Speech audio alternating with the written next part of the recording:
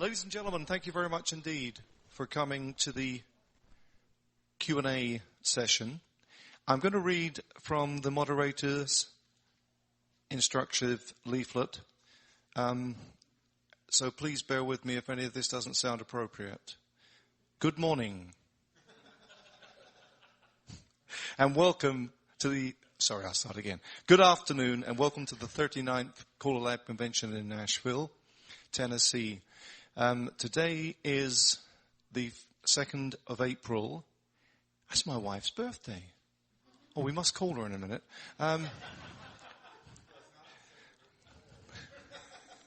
It will be for a few more minutes, yes. Absolutely. And this is the Music Ethics Ad Hoc Q&A session. I'm Paul Bristow, and your panelists today are Mr. Wade Driver and Mr. Mike Seastrom, who will no doubt appear in a few seconds' time. The subject to be discussed, of course, today is to do with ethics, and in particular, what we can do to resolve issues that have arisen through music piracy. And let's tone that down to music sharing, because quite often it doesn't feel that bad if you call it sharing, and quite often that's how people think about it. I am required to introduce the panelists, and so I will briefly say that Wade is the vice chairman of this ad hoc committee. I am the chairman, and Mike is one of the committee members and also one of the team leaders within the group. The three of us have worked together extensively to produce the documentation that we presented in our previous session, which was the committee meeting. And we can discuss that during the course of this session if that's what you wish to do. My feeling was that in order to start off on something that will perhaps move us in the right direction, I decided to write a story. Now please bear with me. One of the things that we want to do as part of the Music Ethics Ad Hoc Committee is to produce a document that we can send out to callers, inviting them to join and become part of what we've determined to be called the Paid in Full Initiative, although that name may well change. The purpose of it is that anybody who is a member has paid in full for the music that they have available to use when they call. We want to be a very specific group. That's our only interest. Anything else you may or may not do is irrelevant. What we're concerned about is getting people just to sign up to join the group that is set upon achieving that objective. Now, to make this understood and easy to understand, we have determined a list of do's and don'ts, which are several items, some of which are very obvious, some of which are not so obvious. But because a simple black and white list of do's and don'ts will never cover the whole situation, we've also included scenarios. Now, scenarios would be where we describe a much more extensive situation, and that extensive situation would therefore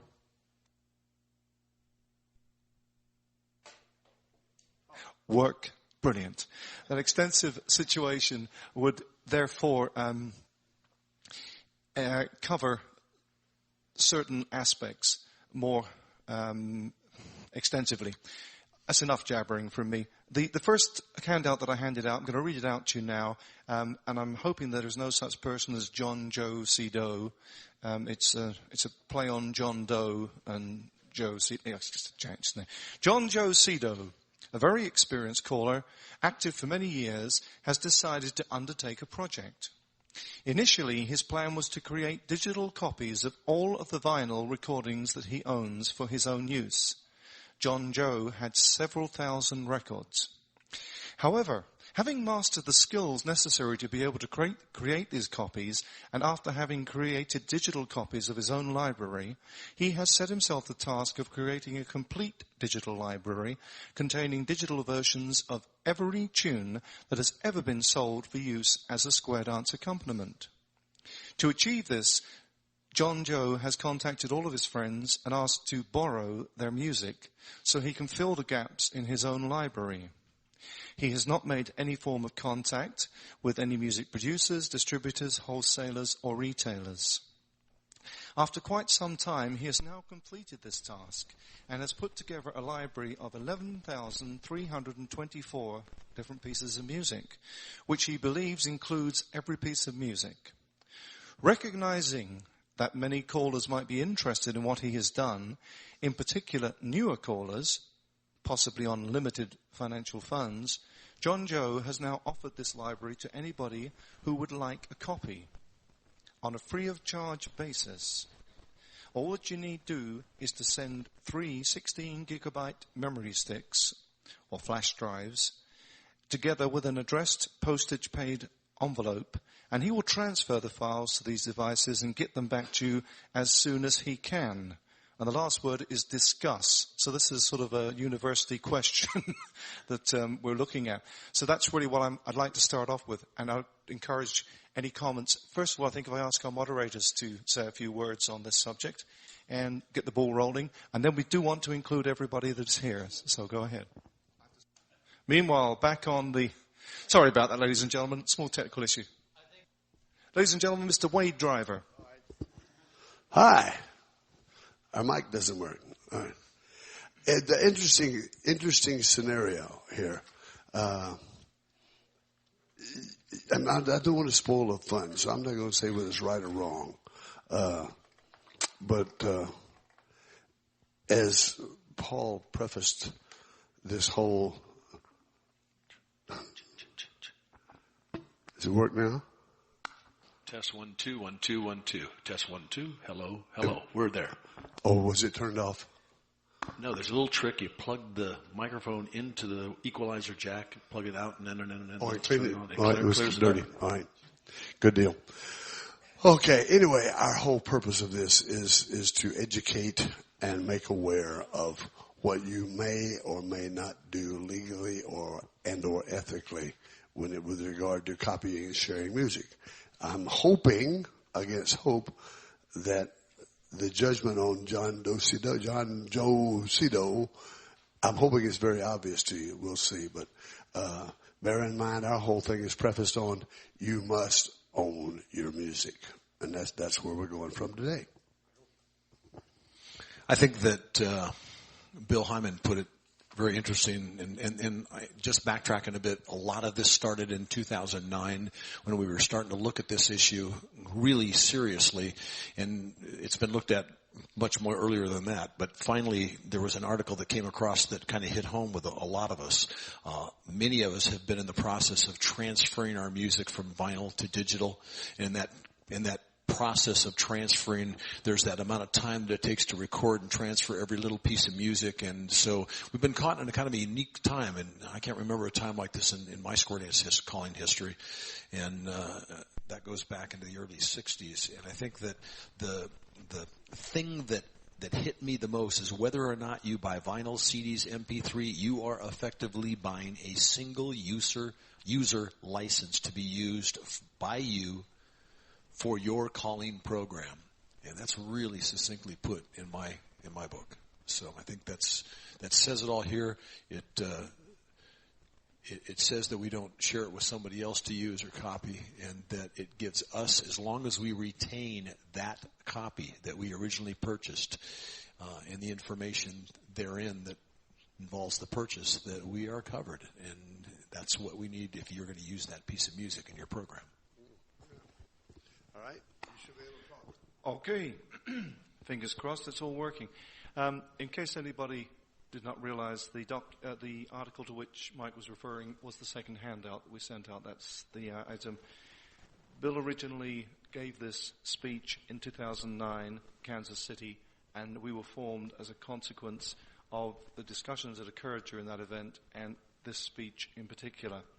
It still outlines and sets down what our aims and intentions are. Looking back to John Joe Cito, I'm going to ask you to tell me. First off, John Joe Cito, a very experienced caller, active for many years, has decided to undertake a project. Initially, his plan was to create digital copies of all the vinyl recordings that he owns for his own use. John Joe has several thousand records. Now, does anybody here have any comments on that first statement? If you do, then or questions for that matter on that first statement? We have a question. We do need to pass the microphone. Thank you. First question that comes to my mind is, did he buy them? Yep. Let's assume that John Joe did buy them. This is his own personal collection and everything is paid for. Yep. Any other comments, questions on that first paragraph? So would I be fair to say that you're all pretty happy that John Joe is doing everything well so far, no problems? Let's assume that somewhere in amongst these pile of records that he purchased, there were a few that were given to him by the record producer who owned the right to give a complimentary copy. Would you still all agree that that's okay? Okay, so far so good. However, having mastered the skills necessary to be able to create these copies, and after having created digital copies of his own library, now mastering the skills is a big thing. Anybody who sat down with 2,000 or 3,000 45 RPM 7-inch vinyls and tried to transfer them onto digital knows there is months, if not years, of work involved in achieving that and getting a good quality sound and so on and so forth. But he's mastered these skills. He has set himself the task of creating a complete digital library containing digital versions of every tune that has ever been sold for use of a square dance accompaniment. Now, let's just stop there for a second. Would anybody feel that he's now doing anything wrong to have that intention? Is that intention by itself okay? No questions, no thoughts? Okay, that's fair enough. Just wanted to make sure. We have come to the conclusion that this is largely a question of education, and that's why I'm working through this way. Now, this is the next bit. We start to get contentious, I think, but I'll listen to what you say. To achieve this, John Joe has contacted all of his friends and asked to borrow their music so as to fill the gaps in his own library. He has not made any form of contact with any music producers, distributors, wholesalers, or retailers. Now, what is the opinion there? He's crossed the line. Okay. Would anybody like to suggest what he might have done to stay within the required sections? Second sentence, if he had cleared some of this with music producers, distributors, wholesalers, and retailers, they may have given him permission to do that. Mm-hmm. But if without doing that, he's crossed the line. Understood, yes. What about the concept of contacting his friends? Oh, sorry, Trevor, go ahead. The other thing on there is really what he intended to do with that digital copy. If he's not intending to use it at all on there, and it's purely just to make an archive on there, then it's a slightly different situation than if he is borrowing somebody else's music and then using it during his own performance. Okay, I feel a debating point. We're talking about him borrowing music from his friends to create a library. Is that okay? First of all, we need to back up a bit. Let's back up to the producer's part of it. The producer cannot give this individual the right to do what he wants to do. Even though the producer spent the money and made the recording, he cannot give John the permission to take someone else's copy and make a digital copy. Okay. That's up for discussion, but that is my opinion, and that is absolutely pertinent. Thank you very much indeed, Tom. I think for the purposes, we probably should ask people to give their names as they ask the questions. I beg your pardon, I should have said. That was Tom Dillander talking just then. Anybody else, a comment or a question? Tom is spot on. The way driver, by the way. Okay. Tom is spot on. He can go to the producer and buy it, or he can have it given to him free, but he can't get it from his friend. The producer cannot give him that right. Paul, if I may. Yeah. The fact that he wants to borrow this music from his friends and make a copy for himself, he now effectively has a copy that he did not pay for, okay. Which he has no legal right to have, period. Could I ask a question now based on the question, is there any time when you can legally borrow, in inverted commas, a digital copy of a piece of music? Can you ever borrow a digital copy? Any occasion at all? We've got some hands up. Let's see. I'm Andy Himbergarson from Ottawa. I know up in Canada, SoCan, with our SoCan licensing, that if Wade's up there and he's got this piece of music, and I said, can I just borrow a copy of that, see if I can learn to do it, and give him that copy back and then buy my copy, that's legal. Yes and no, right? I might let you use it on my laptop to practice it and see if you like it, but I will not give you a copy of it to practice, look at, paint, or tear apart, because that's illegal. But it lets you use mine to practice with. Then if you like it, you can go buy it. That is legal. But I can't give you a copy. Sharing a copy is just wrong under every circumstances under the sun. Dennis Grossnickel from Kansas. What do you do when that vinyl or the song is no longer produced, nor is the choreography produced? In the situation such as you describe, and I'm going to restate that, if I'm understanding you correctly, this is a record that is no longer available, so it's out of print. You cannot purchase it. Therefore, the question is, can you take a copy from somebody else? And the simple answer is no, absolutely not, for a number of reasons. First of all, somebody owns the right to that music, and that person is entitled to receive payment for every copy of that music that is produced. On that basis, if you can locate the owner and obtain their permission and agree with them a price, you could theoretically purchase it from them. That might be possible. Situations that exist of records that are no longer available and out of print include such situations as where we cannot identify who now owns the rights, and also in situations where there is a specific reason that the record is out of print. Some records are produced on a limited run, and that would be a reason.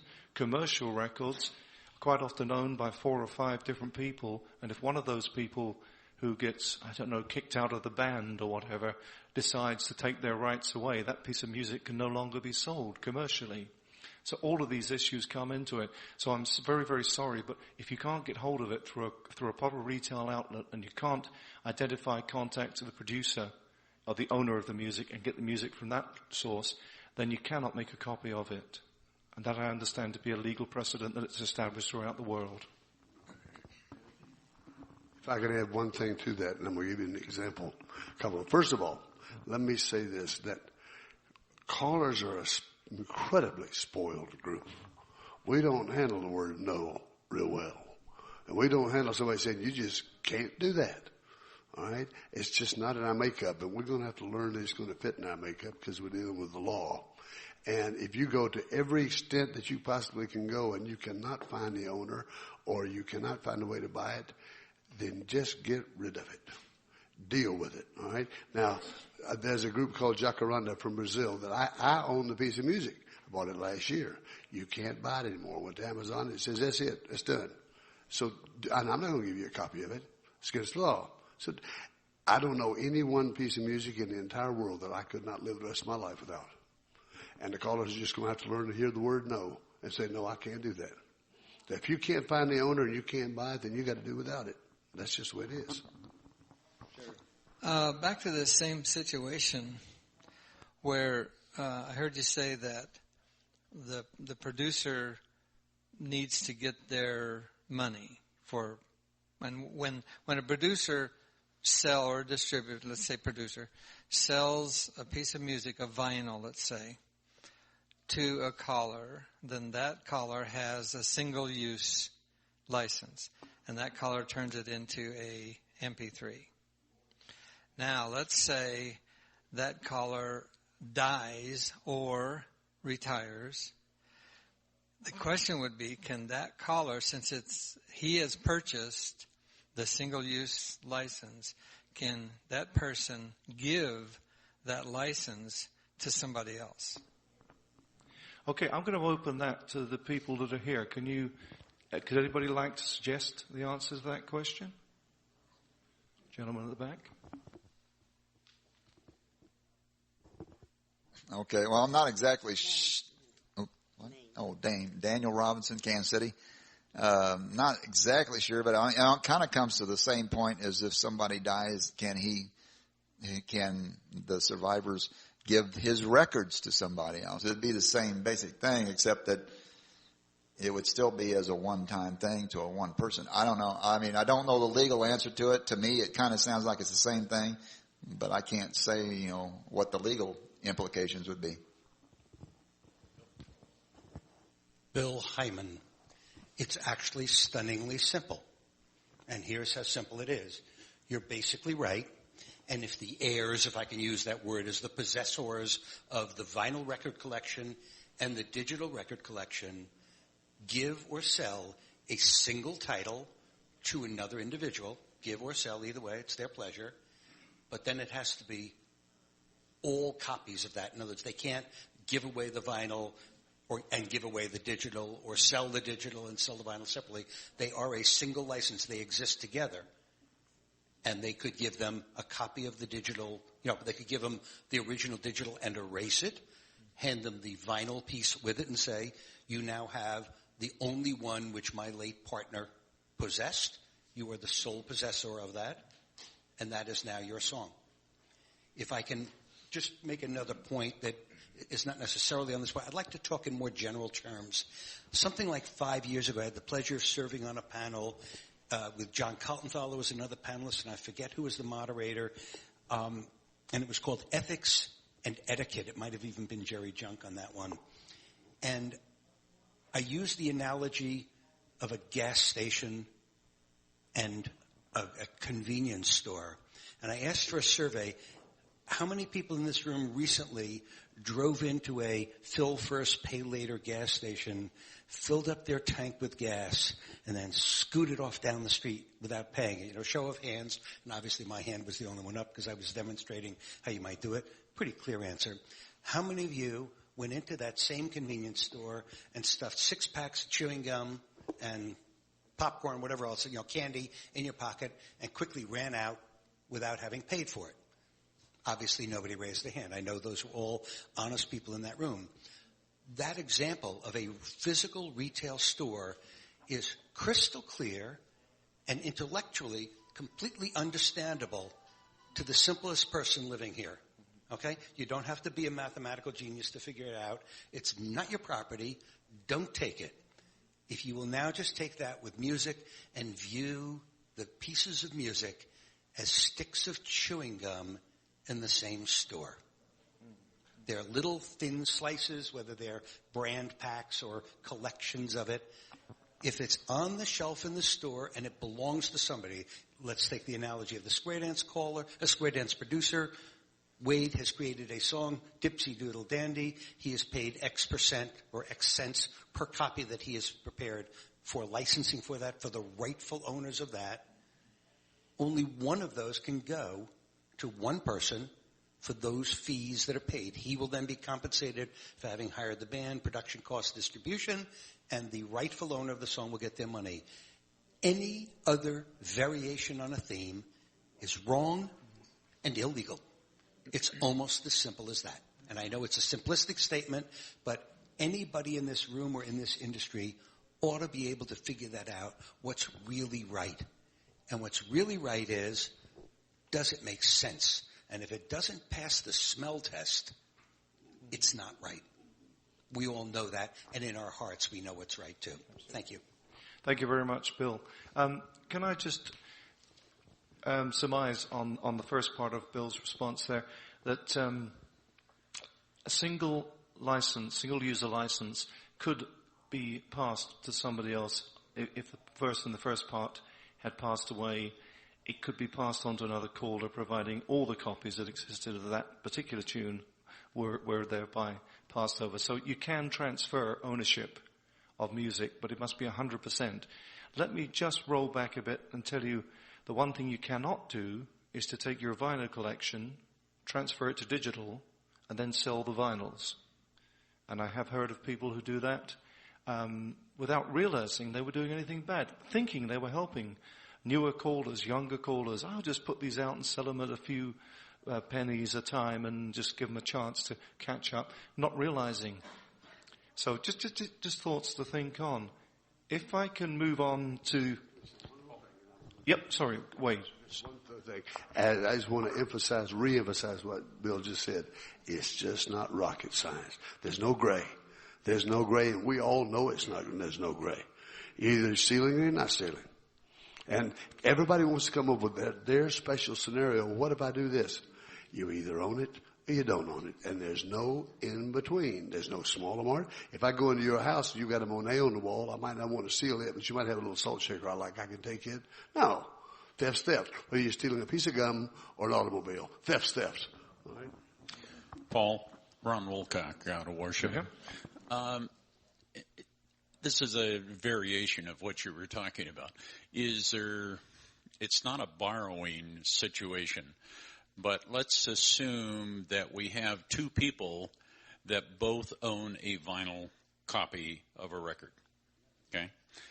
One of them has taken the time to convert the copy to an MP3 or to a digital. Okay? Is it possible for that person to transfer a copy of that digital over to the other person that owns the vinyl? Okay, to prevent them from having to go through the effort converting their copy to an MP3. Can I just ask one point of clarification on that? You say two people own a record. Does each person own Yes, each an person individual copy? owns a separate record. Each person has a single license user. Right. Now, I cannot answer. Let me just mention something about legalities. The legal situation regarding copyright changes country to country, state to state, county to county, town to town, and probably village to village. It's a real... But the situation, to my mind, would be if both of those people own a copy of that original record and retain that, I can see no reason not to be able to slide the music across. However, I am aware of the fact that Mr. Dillander would like to say something, and I'm looking forward to hearing it. Tom Dillander, under the copyright laws of the United States, you are not allowed to give that other person any MP3, any digital copy you make of a song, irregardless if your friend has the exact same copy of the vinyl, CD, or what have you. The law strictly stipulates you are allowed to make a copy for your own private, personal use. So every caller must sit down with 6,000 records and make their own copies. Unfortunately, in the United States, that's the way the copyright laws are written. Then that is something we must include in the documentation that we produce so that people are aware of this situation. Our documentation is not intended to at any time compromise the laws of the land. So any statements of those nature must be included. Another question from the back. Thank you, Dom. Dennis Clark, Indianapolis. I'm assuming this is correct, but I want to make sure. There's a lot of discussion. I know there's been some sessions on it of the alternative music. I'm going to assume that our ASCAP BMI covers things like MP3 downloads from iTunes, Amazon, and those things, and those are covered for us, just like if we download an MP3 from Mr. Dillander, and I see his hand up.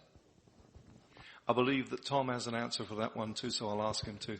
Go ahead. You're about 75% correct. Unfortunately, with alternative music, ASCAP and BMI licensing only covers approximately 50% of the music you hear. There are two other organizations, and quite honestly, I don't know the acronyms for them, so I can't give them to you.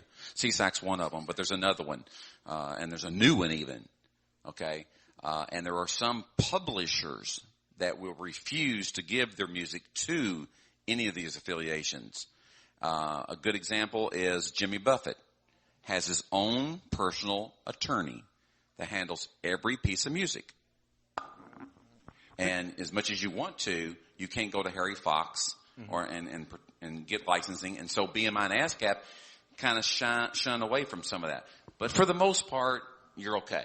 Okay, you to really pick are. up directly from what Tom is saying, and this is, of course, something that affects the people here in the United States.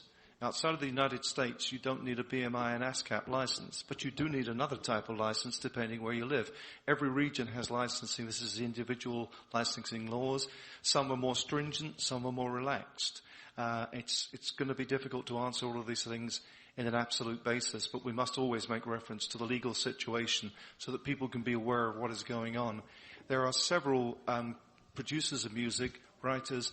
Tom's mentioned a couple. I know in obtaining licenses for things, by golly, Walt Disney is not the easiest to get a license from. Diane Warren was another one that we had to write and ask special details from. Some say yes, some say no, but there is no one single organization that represents all of these. So you are into a world of problems unless you investigate it correctly. Mike Oliveri from Denver. I have a question primarily for Wade. Being a record producer, you have guest artists come in and record records. Let's say, for example, Jerry, okay? Mm-hmm. And Jerry and I get together, and Jerry says, hey, I recorded this record for Wade, and Wade gave me permission to give my friends copies of it. Do you do that or not? No. Okay. So let me take it a step farther. Now, that being said, there's always an exception. For example, let me tell you what my guys do, and I'm very proud of my staff. Ken Bauer called me on the phone, and he said, and this is actually illegal, all right? And I, now under these new laws, I'm going to have to find another way to do it. But he called me, he said, I got a guy here, and I want him to have a copy of this song I just did. Now, this was not in my rhythm exclusive. This was open sales. And I said, okay. And he said, I just put a check in the mail to you for $6. I'm going to give it to him. I said, go ahead. I understand that, but Ken, you would never give Ken permission. In general, no, Okay. No way, absolutely no way. I don't have the right to. Okay. I just don't have the right to. Taking it a step further, if Jerry insisted I take that copy, and I told him, okay, I have a flash drive you can put it on, but it never got onto my Square Dance computer and I never used it, then there's nothing wrong with that. What you do as soon as you get away from him, you don't want to hurt his feelings, delete it. Exactly. If it stays on that flash drive, you're breaking the law. Okay, but if I delete it and don't ever use it. If you delete it, it's gone and you're done. That's the best you can do. Perfect. Because sometimes you put a friendship above the law for a short period of time and then you go erase it. But yes, that would be the proper way. Or if you put something and say, I really like it and I didn't want to hurt his feelings, send me a check. Right. We're done. Call me and say, this is what happened. I say, fine, we're good. So it's just as well that I send it to the email or whatever. But as Tom said a while ago, copying is never, there's just no situation where it's legal. Okay. But sometimes, that makes your ownership legal. I understand. That's what now, having recorded a record or two myself, I bought extra copies of that, legally bought those copies, and I can give those to my friends since I have purchased them, as long as I keep one copy for myself to use. Now you're talking hard vinyl, right? You're not talking about MP3s. Hard vinyl, CD, whatever. Yeah. But it's a hard copy. It's not a digital copy. Correct. It was a hard copy. As far as I'm concerned, if you bought 3 CDs and you want to give away 2 of them, go ahead. Perfect. As long as that was the understanding you made with the guy to begin with. Because you have 3 licenses. Basically what you have. If I sold you 3 vinyl copies, you have 3 licenses. Give this one here and this one there. Each person owns their own. Wade, that same situation would happen if I bought 3 digital copies. See, there you got to make a copy. I understand that. Tom said, no, that's violent. That's against the law. If I bought 3 digital copies, I now have 3 single-user licenses. No. Yes, no. Because, no. Go ahead. Tom Dilliter, once again, under the copyright laws, you bought 3 MP3s for you. You can't give them away, and you can't sell them. And you can't copy them. Unfortunately, and again, with digital, the new laws, when digital came into place, the new laws say, and the reason I know this is I was in the round dance market for a long time, and they weren't using square dance tunes to round dance. They were using pop music. And so as soon as MP3s came along, I said, wow, I'll just download 50 of them, and I'll be able to sell them. Wrong. Boy, did it cost me some money. And it cost me money in attorney fees, what it cost me. I didn't get in a lawsuit, but it cost me attorney fees. You are not allowed to do anything with a digital copy except keep it. That's all you're allowed to do. I want to just come back to something that Bill said a few moments ago, and after that I'll take the question from Bill. He mentioned about driving into a gas station and all the rest of it. This is something which has fascinated me for a long time. I've had the opportunity to sell my records when I've been calling. I go to a dance, I put out a table, I put the records on a table, and sometimes it sits there for 2 or 3 days. And callers come along and they look at the records and maybe they walk up to me with a little bunch of records and pay for them. I've never sat there and counted the records and monitored them, but I do maintain a good record of my records for sale. And to the best of my knowledge, in the 20 or more years that I've been doing that, nobody has ever taken a single piece of vinyl and not paid for it. I've even had callers walk up to me a few weeks later and say, I took this the other day when I saw you, I forgot to pay you for it. So as you can see, I'm not a stringent accountant, but to the best of my knowledge, nobody has ever stolen a piece of vinyl from me. And I think this underlines what Bill was saying, that the vinyl is a physical thing. Yep. However, the flash drive with all these tunes on it that just slips across so easily, it feels like a friendly act between two friends. It's almost as if the criminal element is wearing a cloak of some sort and pretending to be something else. I'm sorry I'm getting too lyrical, but this is something, it doesn't feel like stealing. Picking up a record, not paying for it, feels like stealing. Popping a flash drive into your computer and sliding a few, doesn't seem to feel like stealing, does it? And I'm not saying that this is what is causing it directly. I'm just saying that it kind of muddies the water, for want of a better word. I hope that underlines what Bill was saying. Well, I think Bill was going to say something, but I'll let Wade follow on that. Yeah. To go along the same, just to give you a graphic demonstration, if somebody holds up the bank and you're driving a getaway car, Ace, you're going to jail. You may not be in there taking the money out of there, but if you're driving, you're aiding and abetting. And it's really a black and white law. Thou shalt not copy MP3s under any circumstances. And to emphasize that, we had the legal result from Aimster and Napster, and there is on the record an American law, can't speak for any other country, but violation of that copyright law by copying those music is subject to minimum $750 per tune, up to $5,000 and 5 years in jail per tune. Now, this is how serious this is. Very obviously, we're not going to go through those legal machinations to get it done, but those wouldn't be on the books if it weren't breaking the law. Excuse me, Bill. Go ahead. Bill.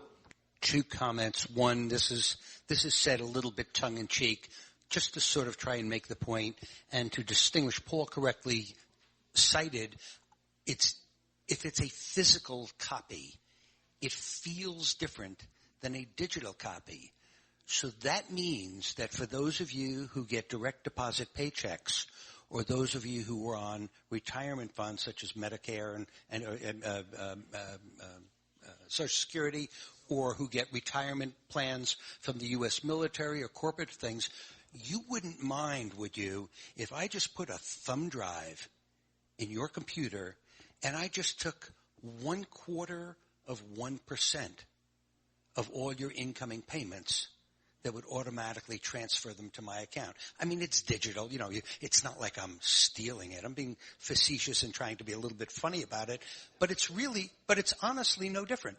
There's absolutely no difference at all. It's a very small slice. If there were 80,000 titles that Tom and Pam are currently selling, so it's 1/77,000th of the library, but it's really only, let's say, 10% of those that actually sell anything on a very regular basis. So it would be whatever the fraction is of the 7,000 records. I only want 2/7,000ths of all of your money, but I want it from all of you. And you understand what I'm saying. Once again, I'm being a little bit funny, hopefully funny, to try and get the point across. It's digital. It feels different. But you wouldn't be happy. and nor should you be as an aside. Can I come back to, I think it was Dennis, I'm sorry. Dennis made the comment before, asked the question before about performance rights. All I want, and the answer that was given, I agree with completely. I just want you to differentiate between performance licensing, BMI, ASCAP, SOCAN, and the European GEMA, the GEMA agency. Those are performance licenses only. We're talking about mechanical licensing here. And the physical thing, just I know that you know about that, but if you entertain both of those subjects in one discussion, you might blend them together, and in reality, they actually have nothing to do with each other. They really have nothing. I mean, they're both licensing, but they're really not the same subject. Just wanted to point that out. Thank you, Bill. We have a question, gentleman here. Just as Bill's discussion there, do you want to explain the difference between those 2 points that you just mentioned, that they're not the same, and just explain the difference between them? I think that most people actually are aware of that. The BMI ASCAP in the case of U.S., GEMA, and SOCAN in the case of Canada and Europe. Are you referring to what the difference is between mechanical and yes? Okay. The BMI and ASCAP, which are the U.S., primary U.S. performing licenses, which we all have. There are 2 other choices, as Tom mentioned before. SOCAN for the Canadians, GEMA for the Europeans. Those are the licenses which you pay your fees on every year in whatever form they are, whatever level they are, to enable you to present music explicitly for the purpose of square dancing. Not for any other purpose. You can't DJ with it.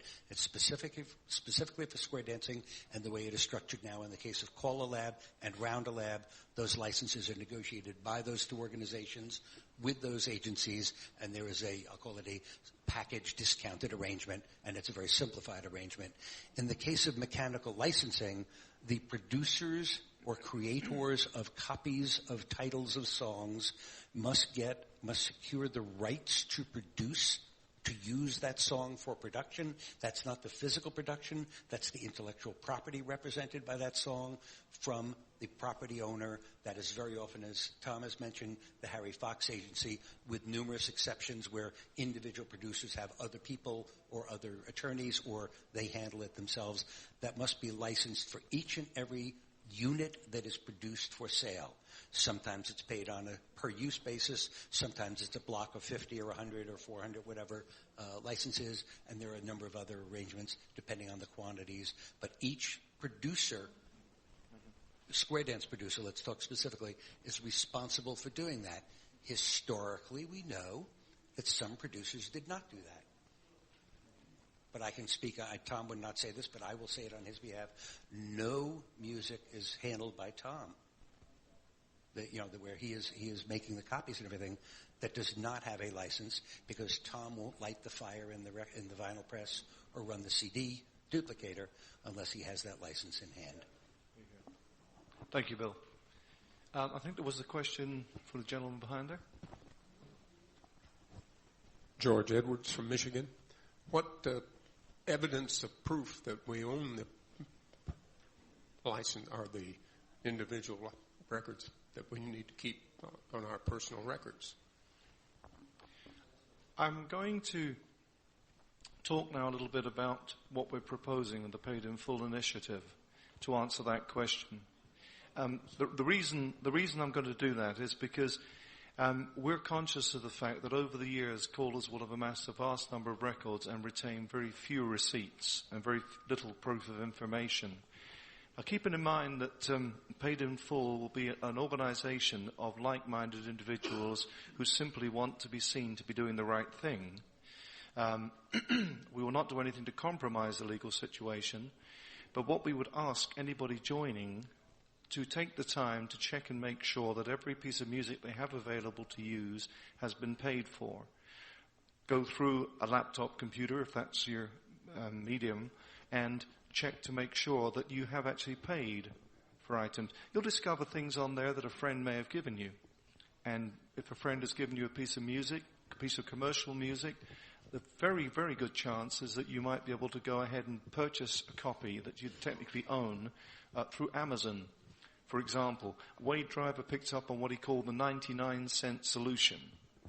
It's absolutely marvelous. 10 years ago, as a record producer, if I wanted to produce music and I wanted to produce 15 different tunes, I had to buy 15 CD albums, which cost me probably $15 a time, and I can't do the math in the top of my head, but it was a lot of money. Now, I can buy those 15 individual tunes off of the Amazon website at 99 cents a throw. So it's never been easier or cheaper to get a legitimate copy of the commercial music that you had. Likewise, if you find you've got square dance music that you haven't actually obtained correctly, or just purchase a copy from Tom or from any other retailer for that matter. Just replace it that way. For your existing records, if you have the records and you have the belief that you have obtained them correctly, and you have taken the time to review your library of music and are led to believe that you own everything on a legitimate basis, fine. For the future, please keep receipts. Please keep copies. We're not going to suggest that anybody will ever ask you to produce anything to prove that the music that you once had was ever purchased. We don't keep receipts. We don't tend to do that. My accountant doesn't require me to keep them for more than 3 years to prove that I purchased them. I've thrown them away. There's all sorts of things. But for the future, just for the good of this paid in full initiative, hold on to something that keep a little written record of what you've done, and receipts in there, just a little box, some little file. And that way, if anybody should ever ask a question from within the organization, saying, has this person obtained this, we can just call you up and you can say, yep, bought it from Tom Dillard, 23rd of July, 2019, or whatever. And we can say, yep, it's a legal copy, no question. I'm just trying to keep Tom going a few more years. Couldn't risk slipping that in, Tom. I'm sorry. Also, if you go to Amazon, I don't know whether you have a PayPal account, but I do. And every time I buy something on Amazon, it goes through PayPal. PayPal keeps wonderful records. Saves me from having to do so.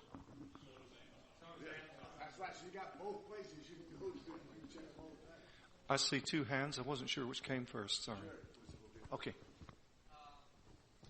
Jerry Reed again. I think I heard Wade say that you can make one copy, or somebody. I heard that from somebody. One copy. I've got vinyl, so I make a copy, turn it into an MP3 out of this stack of thousands that I've got, and I'm worried that my computer's going to crash. So I make a backup copy. Is that legal? Okay.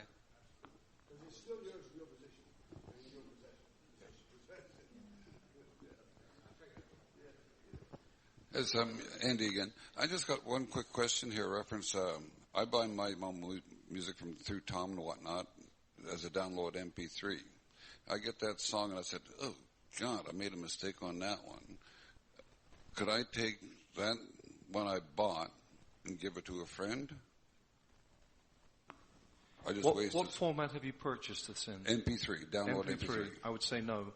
My understanding of the law is that you cannot transfer the ownership of MP3 files, which is more or less the same questions we had before about buying 3 copies of the MP3 Yeah, file. that's what. So realistically, no. Once you bought it on MP3, it's yours. Okay. Sorry. So in Bill's original analogy, when he talked about going in the convenience store and buying a stick of gum could apply to a CD or a vinyl copy of the record, but does not apply to an MP3. You can't go and buy a stick of gum that is 3 MP3s. Yeah. I'd like to make one analogy, if I may. How many of you guys teach walk and dodge? Who turns around and walk and dodge? What part of never do you not understand? You can't make a copy. Yeah, Dan Robinson in Kansas City. I think we also kind of need to think about, especially like where he was saying, where we've got old vinyl, or how do we prove that what we have and haven't bought, and we're kind of looking at 2 different issues here. We're looking at there's the legal issue, and then there's the ethics issue, which means, is this right for me to do this, or have I done this right in the past? And I'd say probably everybody in this room is probably, except maybe an occasion when you didn't quite understand the law, is at least ethically trying to do the right thing. And that's kind of what this initiative that the committee is talking about it has to do about. Are we doing the right thing, and are we getting ourselves thinking about, are we doing the right thing? And with the help of issues like this, or committees like this, we can see the little legal questions that might come up where we don't really understand that we aren't doing the right thing in some cases. But I think in most cases we do realize that, if we make a copy and give it to our friend, even if it's one friend, our best friend, we're still not doing the right thing. And we all want these guys that are producing this music to keep producing it. And there's obviously we all know in square dancing there's very little profit in it, even if everybody does the right thing. So, even that one copy can make a little bit of difference. And in the end, we need to we need to do the right thing. Fully, the wording there is excellent. We need to do the right thing. That's what this is all about. We're talking about personal integrity. We're talking about the individual taking responsibility for their actions. And we're talking about trying to get all the individuals who've taken responsibility for their actions joining a group. And we're also talking about taking the time to explain wherever there might be an ambiguity, what the correct answer is. We have our list of do's and don'ts and our scenarios. Now, Jerry has a comment to make. I hate, Jerry Reed again, I hate to keep drifting off into the weeds here, and it might be off of the subject you're on now, but let me give you two scenarios. The first one is I buy a vinyl and I make a MP3 of it, and I determine I can't use that music anymore. So I take that vinyl and the MP3 file and give it to my friend and erase it from my computer. Am I legal? I would say no, because of what Tom was saying, that you cannot transfer the ownership of an MP3 file. So what you were doing would be outside of the law. However, you could sell the record or give the record to somebody because you would be transferring the ownership. Okay. How about this? I have a vinyl record and I made an MP3 file and I die. And then Dell gives that vinyl and that MP3 file to a friend of mine. Yes, that would be transfer of the single user license, which we discussed before. Oh no, beg your pardon. I do apologize. Thank you very much. I thought Wade. I heard earlier that would be okay. No, you are quite correct. We did make that statement earlier, and that needs to be corrected because Tom has pointed out that we cannot legally transfer ownership of MP3 files. Thank you, Tom, and thank you, Jerry, for returning to that point. Okay, so if this person passes away, the vinyl can be given to someone else.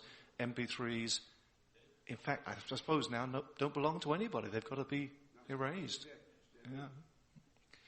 That's going to be a hard concept for anybody to... It's going to be difficult to write that one up, but we'll have to do it. We got a run of hands over on the side here.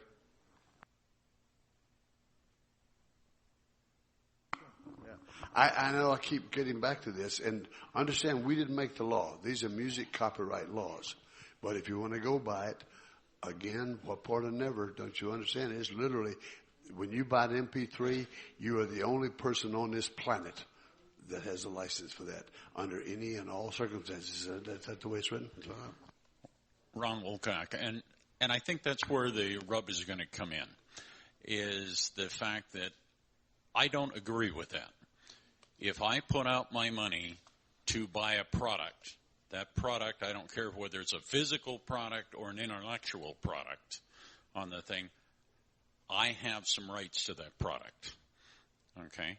And this is the part that is going to be real hard to get across to people, is the fact that if I bought the rights digitally, I die, my heirs now own those rights on the thing, and odds are they're going to try to sell those rights or give those rights away because they're the owner. And I think that's going to be the real rub that we're going to have in educating people. I'm going to respond to that simply by saying if that should occur, those people will be breaking the law and will be subject to penalty. and I cannot say anything more about it. We will not be subjecting them to penalty. We will not be exposing them to the law. We're not interested in that aspect. But it will be a transgression. It will be against the law. Bill has his hand. Can we just take – is that a direct response, Bill? Yes, I completely agree with your response, and I understand your frustration because if you, for example, sell a computer to somebody and you pass along with all the software that goes in that computer and you're not going to use it anymore, you are passing on digital. It's just that the laws aren't written that way for music. But I understand your frustration. I think one thing that's happened here is we are, for realistic reasons, we're focused on these really – I'm going to call them unusual and unique circumstances. And to put it really bluntly, that's not where the theft problem is. The theft problem is not, in statistical terms, that you inadvertently, when you got – or Jerry, when you got – and by the way, that was my misspeak. I was the one who misstated that before, just for clarity. When you give away or sell, doesn't matter, your digital copy and your vinyl copy with no intent to keep any of those components, the intent is that you're passing on the property. I'm going to forget the technicality. Paul's answer stands. Technically, it is a violation, but you know that morally you are attempting and, in fact, from your point of view, doing the right thing. That's not where the rub is. That's really not where the problem is. The problem is where people in this organization who are in this building today, and I will bet my whole 165-acre tree farm on it, are out-and-out thieves. I'm talking out-and-out theft now. And they did it willfully. They did it with knowledge. They did it intentionally. That's where the problem is. It's one of the reasons I'm no longer in business. Out-and-out theft. Let me say this, if I may, and I absolutely, totally agree with you. We're talking legal or are we talking ethical? All right. From a legal standpoint, I can't tell you it's okay because it breaks the law. From an ethics point of view, you got to decide. All right. That's two separate issues there. Right? Tom Dillander. Go ahead, Tom. We're in a very unique situation. We have a golden opportunity here. There's only two people we have to worry about. The person making the copy and the person receiving the copy. If we can take care of one of those two people, we've solved this problem. We need to move on. Thank you, Tom. We do have two hands that were held up over here a few moments ago, and I'd like to take comments from those gentlemen. Mike Oliveri, Denver. Wade, when I was sitting with you at lunch, was there some distinction between MP3 and WAV? You know, like if I have a record and record it on a WAV, it's still digital. It doesn't make any difference. It's still digital. Okay. Still digital. Okay. Did we have another comment down? No? Okay. Ladies and gentlemen, this is a situation. We have 10 more minutes of the session, and I would like to do two things. First of all, the last part of the John Joe Sido thing, recognizing that many callers might be interested in what he has done, in particular newer callers, possibly on limited funds, John Joe has now offered his library to anybody who would like a copy on a free of charge basis.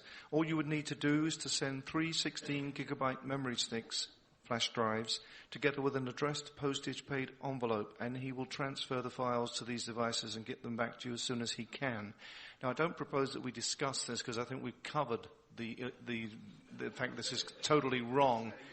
But having said that, if this person were to exist and had done that, and this were to be available, I just wonder, how many copies do you think he would be asked to make? I think... Now, this is a tremendous indictment against the people with whom we are working. And that's what worries me, is if we made it that easy. I mean, I'm thinking of myself if I just take off all of my hats and sit in a darkened room and pretend it's not happening, and think I could get hold of every single piece of Squared Arts music that's ever been made in digital format, and it's only going to cost me about $50, could I resist that? Would you like to live forever? All you've got to do is to park on this this parking restriction for 20 minutes, or whatever. You know, you might even get a ticket, but you live forever. Whew. Sorry? No, I was thinking of the cost of the 3 digital You can buy 3 16-gigabyte digital drives. It costs about £50. Tom Dillander, even though Paul has written this as a scenario, I know for a fact of an individual in the state of Indiana that is trying to do this. He's done everything but publicly announce it. He takes music from anybody that will bring it over to him. He digitally copies everything that is given to him and shares it with anybody that asks for it. So, Tom, I'm so glad you're here. So this ridiculous scenario I created is in fact a real situation that we may soon all be facing. At which point, I don't know who's going to go out of business first, but I do know it will mean the end of New Square Dance music. It must do. But let me just move on from that point, which is aside to the issue. We are the Music Ethics Committee. We have worked hard and long in order to produce a document in order to set up this paid in full initiative. We may end up changing the name. We may end up doing a lot of things. We haven't yet decided what we will be doing. But what I'm going to do now is, first of all, I'm going to distribute some more scenarios. If I could ask you, Trevor, just to pass those around. This is just a list of scenarios. It's not our final list. Something for you to take away with you and have a little look through. These are scenarios where things like John Josie Doe and other people have done things. We felt rather than giving you a list of do's and don'ts, let's give you a list of scenarios where you could actually put yourself in the shoes of individuals. And this is just a conversation document. Have a little look through it. These are on the discs that will be going out, so every member of CALLERLAB will have these. And they're just something to see the sort of thing that we're doing. And the last thing that I want to say before asking for open questions for the last few minutes is that we, on the Music Ethics Committee, are in a situation where we need help.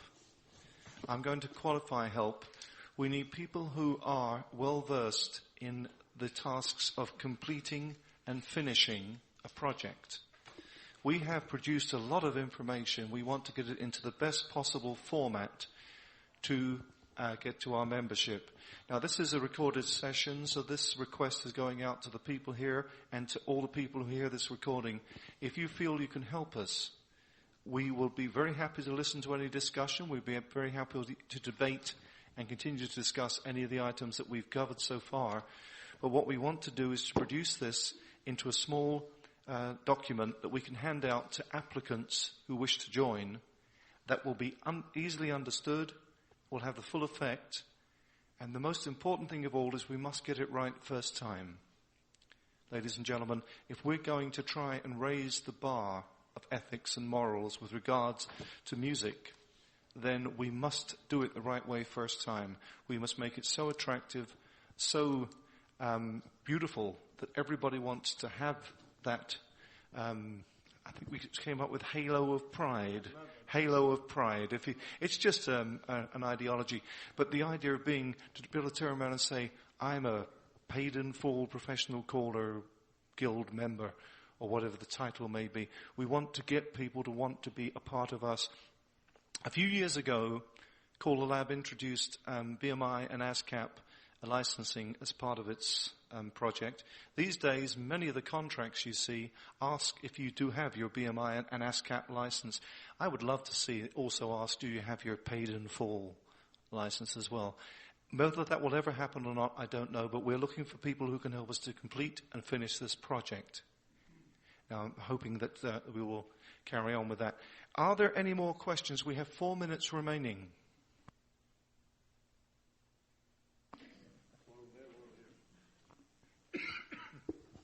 Brian Freed from Minnesota, and I'm actually questioning to you two, gentlemen, since you both have subscriptions, and actually I have both of them. So, if it came to your attention that, okay, I'll use me as an example. Not that I would ever do it, but I give one of your tunes, Paul, to a buddy, right? Mike, all of a sudden sees, this guy doing it, and he knows he doesn't, have it. what happens? I mean, besides, is there a slap on the wrist, or do you guys go as far as you would, you know, copyright infringement type, violation of BMI ASCAP laws? I'm just kind of curious. Would I ever do it? No. I feel I've got, hey, I've got your music. I get exclusive use of it, I'm probably the only caller in Minnesota that has your stuff, Paul. So, and by the way, that's a nice selling point. Thank you. And, Wade, I think I'm the only one. Well, no, Dee Dee's got, Dee Dee's up there too. So, but I guess maybe because I'm a fairly new caller. It's starting the fourth year. So, what happens? Let me answer your question in terms of the Paid in Full initiative. If that person is a member of the Paid in Full initiative, and if you are also a member, and presumably Mike will be a member, then it would be an in-house thing that we would deal with. Because when you apply to be a member of the Paid in Full initiative, you will be agreeing to have any claims of this nature investigated by the Paid in Full initiative people. So if you're within that organization, then we will engage upon some sort of communication and try and resolve the issue, which hopefully, if we've done our job correctly, will purely be a misunderstanding, and after a few words will result in some sort of resolution that is successful to all concerned. I think that's the way I'm going to leave the answer for the moment. Wade, did you have anything you would like to add to that? But punitive damage is none, okay? Basically, we're going to use the method, and it's got to be refined, but it's going to go back to the two parties that are involved. This is the only way you're going to deal with this kind of thing. And then it depends on that conversation and whether the person was like, oh gosh, I thought that was one of the openers. I didn't realize that was one of the packages. I'll either delete it or let me just buy the package. But something can be worked out. There's always going to be that 0.5% Bill was told a while ago that would be the oddball. But most of the time, you sit down face to face, you work it out, and that's the end of it, I think, All right, we got two more questions. I think we just got time for those. Real quick response. I guess I'm a little dense. Mm-hmm. Why would a caller spend $100 and some for music and give it away? I think we're going to have to pass on that, Tom, but I would be interested. Because he wants to be really friendly with that. I don't know. Maybe the other caller is a young lady, perhaps. Could be a number of reasons. Sorry, carry on. Ned Newberg from Las Vegas. Have we ever thought of putting out articles for any of the local bulletins or for the American Square Dancer, telling the Square Dance public about the issue so that we let them know that this is part of the problem that we need to fix? I'm going to ask Mike to answer that one. Yeah, Bill's article's been published in American Square Dance magazine. I wrote, and that was when it came out in 2009. And then after that, just this year, I wrote an article in CALLERLAB Viewpoints, and explained Bill's article again, and we talked about what this committee was doing and this initiative. So, yes, are there more publications that we can spread this out? Absolutely. One of our biggest weaknesses in our activity is communication and getting that communication linked to the general public so that information gets out. But you're absolutely right. One of the things that this committee is pledged to do is to create an awareness worldwide of this situation. And as I believe it was at the board meeting yesterday, Eric Hennerlaw said, he said, in California, they're having a real thing against drunk drivers over there. I mean, huge. And every time you turn around, you're seeing this big sign. This is what we got to do. We got to put up "Don't Share" right in your face of everybody around, all right? Because it is an issue, all right? And I got a question. I have to ask this one before we wrap it up. We're going to create this thing, it may be a month or 2 months or 3 months or 6, but we're going to create this thing and we're going to make available to you the opportunity to, at maybe $10, but hopefully free if I work out my way of doing it, where you can, all you can do is you can put an application and say, I give you my word that I'm going to own every piece of music in my case. That's all we're asking. How many of you guys are going to join? I'd like it. Right on. Last question. Sorry, but yeah, thank you. Carry on. I will make this short. My name is Chris Pinkham. I'm from Hillsborough, New Hampshire. At one time, I was in a very unique position in that I wrote reviews for the American Square Dancer, and each month I got a big box of records from Bill. I was allowed to keep 3 as my pay. I was allowed to keep the test presses because they came without anything on them but a small label. But never in that whole time did I keep anything beyond that, nor did I take anything from that. They went right back to Bill at the end of every month. I am perfectly happy to sign a pledge, and maybe we could deal with a pledge form and start getting it around to the membership. But we've been around and around for an hour and 15 minutes. The bottom line is, what part of no are we not getting? It's no, no, no. It's very simple.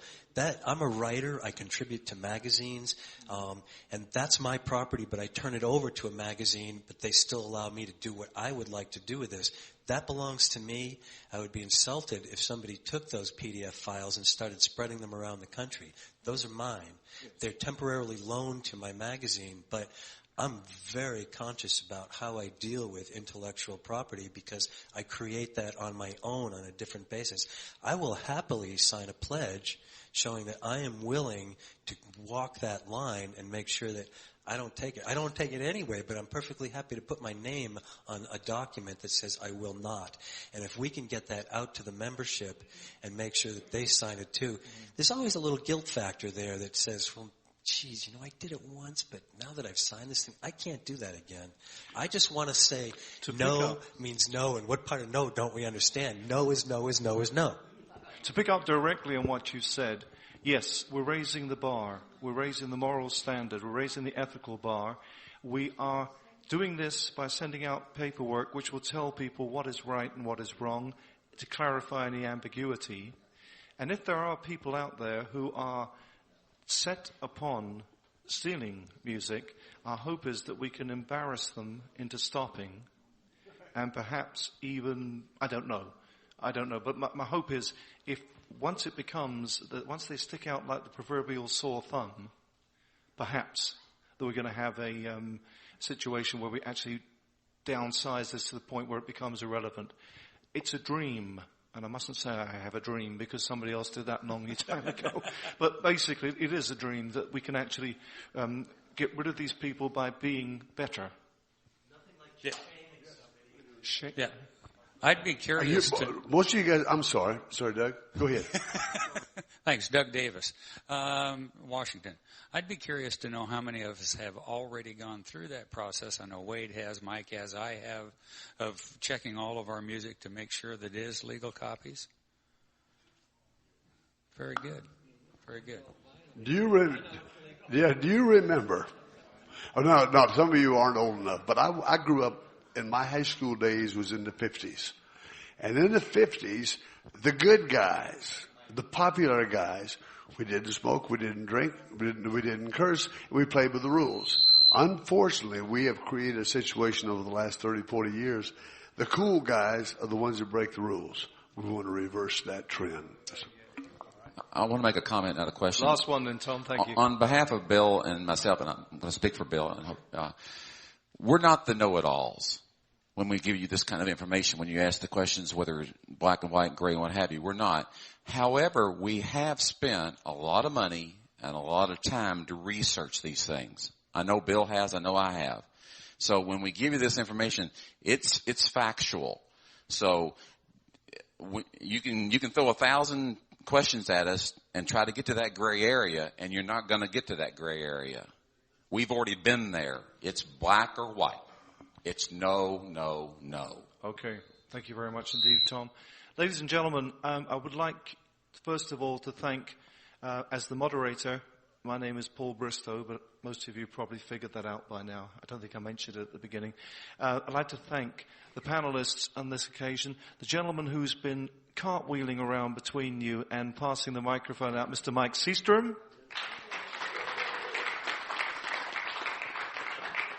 And the gentleman who's been in the business so many years, even I can't remember, and I'm getting on a bit now, Mr. Wade Driver. And finally, I would like to thank all of you for what I feel has been a very, very productive question and answer session. I think we've all learned a little bit, every single one of us, and I sincerely hope that you take the ideas away with you and pass them on to the people you meet. And I was so impressed to see the number of hands that were raised when the question was asked how many people would join, because that's what we need. If I said earlier on, it was a bit foolish, but I said if we get 700 people to join in the first 2 weeks, this thing will fly all the way to the moon and beyond. I don't think it'll ever stop. But we'll have to see. Once we get it into the situation where we can launch it, we will launch it. In the meantime, please just remember that I did ask you if anybody who can help us with the completion and finishing of the project to please contact us. Ladies and gentlemen, can I just say one more thing? Thank you, and enjoy your dinner.